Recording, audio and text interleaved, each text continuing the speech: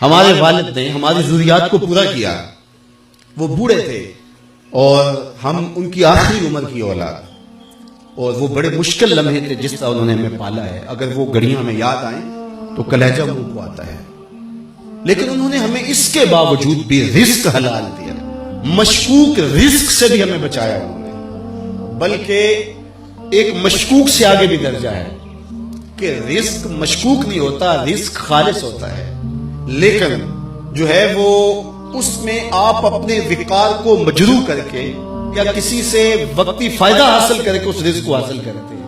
الحمدللہ اللہ کے فضل سے انہوں نے ہمیں اس سے بچایا۔ اس کی صرف میں 2 مثالیں آپ کو بتاتا ہوں۔ میرے والد گرامی کپڑے کا کام کرتے تھے، اور دنیا کے اوپر کسی نے ایسا دکاندار نہیں دیکھا ہوگا جو دکان بند کر کے رکھتا ہو۔ وہ کہتے ہیں لوگ آ کے بیٹھ جاتے ہیں اور میرا وقت ضائع کرتے ہیں، میں نے قرآن مجید پڑھنا ہوتا ہے۔ تو جو گاہک آتا تو دروازے کو دستک دیتا، قرآن مجید بند کرتے، دروازہ کھولتے، ہاں بھئی کیا لینا ہے؟ اس نے کہا یہ لینا، لیا، فارغ، پھر دروازے کو نکلا۔ ایسا تو کوئی تاجر دیکھا آپ نے؟ اللہ اکبر۔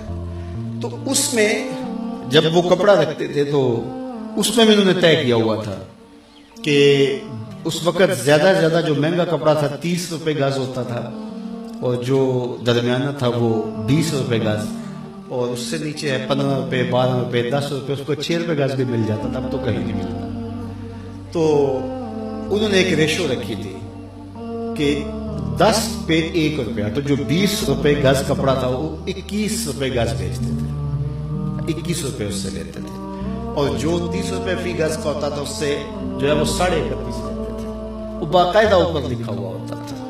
اب مجھے بتاؤ اس ریشو سے اپنے خاندان کی پرورش کرنا اور اتنی گراں ذمہ داریاں کیسے بندہ عہدہ برا ہو سکتا ہے؟ لیکن لوگ رزق کی کثرت کی بات کرتے ہیں، ہم نے آنکھوں سے برکت دیکھی ہے۔ کثرت اور چیز ہوتی ہے، برکت اور چیز ہوتی ہے۔ تو جو میں بات بتانے لگا ہوں، میرے بیٹے بھی بیٹھے ہیں اور آپ سارے میرے روحانی منتسب ہو میرے ساتھ، اور آپ نے آگے اپنی نسلوں کی تربیت کرنی، اور اس چیز کا ہم نے خیال رکھنا ہے کہ اپنی اولاد کو کس طرح کی تربیت دینی۔ تو وہ جو کپڑا بیچتے تھے اس کے اندر لٹھا بھی ہوتا تھا، تو جب کوئی کفن کے لیے کوئی فوت ہو جاتا اور کفن کے لیے لینے آتا تو وہ جو لٹھا بیچتے اس کے اوپر وہ 1 روپیہ بھی نہیں لیتے تھے، وہ جو قیمت خرید تھی اس پر دیتے تھے۔ تو ان کا شعور یہ تھا کہ یہ کمائی میری اولاد نے کھانی ہے، تو میں ان کی تربیت کر رہا ہوں، تو یہ بھی پیسے ان کی تربیت میں نہیں لگنے چاہیے۔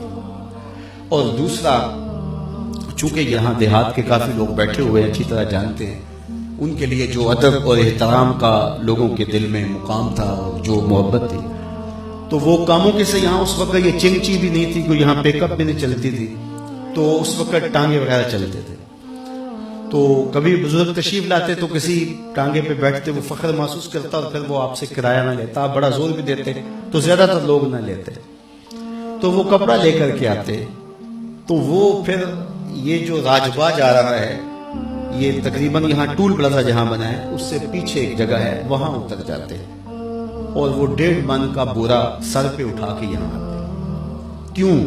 اس لیے کہ وہ بیچارہ ٹانگے والا وہ میرے سے کرایہ نہیں لے گا، تو اس کی بھی تو روزی کا مسئلہ ہے نا، تو وہاں سے اٹھا کر کے سر پہ لے کر کے آتے۔ اور اس کا دوسرا فائدہ یہ ہوتا کہ جو اخراجات کپڑے کے اوپر پڑتے وہ کم ہوتے، اور وہ خود اپنے اوپر لے لیتے تاکہ گاہک کے اوپر یہ بوجھ نہ لے پائے۔